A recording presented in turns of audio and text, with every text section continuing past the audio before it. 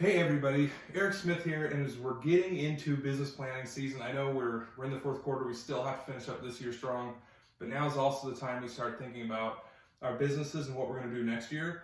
And I want to talk a little bit about a theory I have on hiring velocity theory, okay? So in the car business, we can kind of calculate how many sales we have per guy, and for our store, in my experience, somewhere between 8 and 12 is what you can expect, depending on the size of your organization, the kind of leads you follow up with. I know right now in the store I'm operating in, we are at 9, right?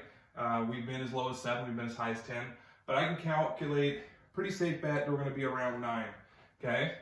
So I believe also through training and onboarding and just experience on the job, it takes about 6 months for the average salesperson to start getting that sales efficiency number. Now there's outliers and people who do a great job and come on right away and do an excellent job. For a lot of times though, we hire people, they're making a career change. We've got to teach them our business and how we want the business to be done. So I think it takes around 6 months.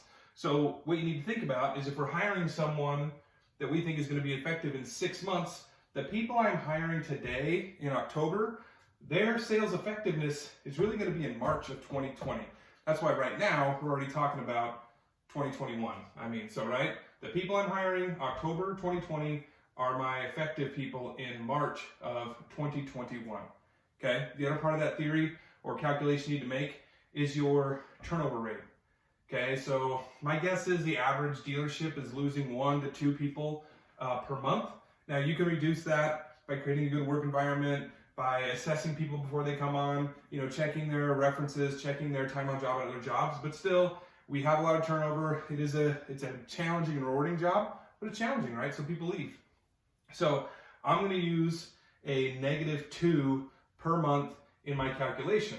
So that means when I'm hiring today, for my people that are not going to be effective till March of next year, I'm going to lose 12 people in that same time frame, right?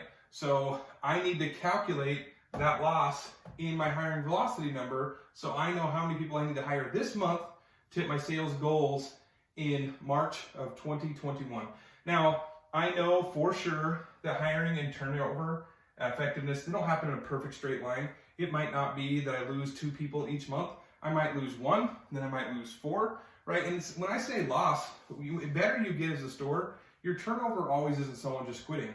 They become a sales manager.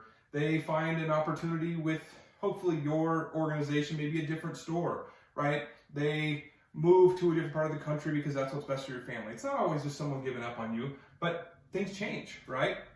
So you have to count on it changing.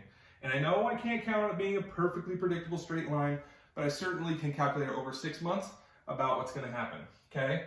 So when we look into the future, if in the future, in March, now I haven't set these goals yet, but this will give you a good feel for the theory itself, is if in March of 2020, I want to sell 300 units, and my effective rate is 9, then I know I need to have 33 6-month salespeople on the job when I come to March of next year, right? So that means when I roll it back and I start looking at what my sales velocity is in October, well, if I had a sales velocity in October of 0, meaning I hired 0 people, right, and I kept my sales velocity at 0, by the time March rolls around of next year, I will actually have shrunk myself down to around 18 people and 162 cars, right? No way might have hit that goal. I need to have a hiring velocity of 2 just to say the same, right? I need to have a hiring velocity of 2 to make sure that I'm beating just my attrition rate, okay? So a hiring velocity of 2 is going to keep me at 30 where I am right now, and that'll give me to 270, right? So I would need to start having a higher hiring velocity of a 3, meaning I'm going to pick up 3 people a month to have 36 people on my staff. Now that puts me to 324, which is over my goal of 300, but again, that's compensating for this straight line. Now remember, every month we move forward, we lose a month, we pick up a month. So I kind of look at this as a 12-month rolling average, right? So I know that my people I pick up next month, well, they're not going to be effective in March. They're going to be effective in April, but the people I picked up in my previous month will be there too, right? So if you keep your hiring velocity where it needs to be, you should be able to keep your staff and your store running how it needs to be. So keep in mind, you need to know your sales per person, how long you believe it takes a salesperson to be effective. Like I said, I believe to provide a great experience in 6 months. If you can do it in less time, that's fine. Maybe you think you can do it in 3 months, but that's the number you need to know. Your turnover rate, okay, because you're going to deduct that every single month, how many people are leaving you. Then your sales goal in the future, right? So I'd love to know what you think about hiring philosophy or velocity. I've been working on this for a while. I've been fortunate enough to build a couple of really strong teams. It's something I work with all the time. So let me know what you think.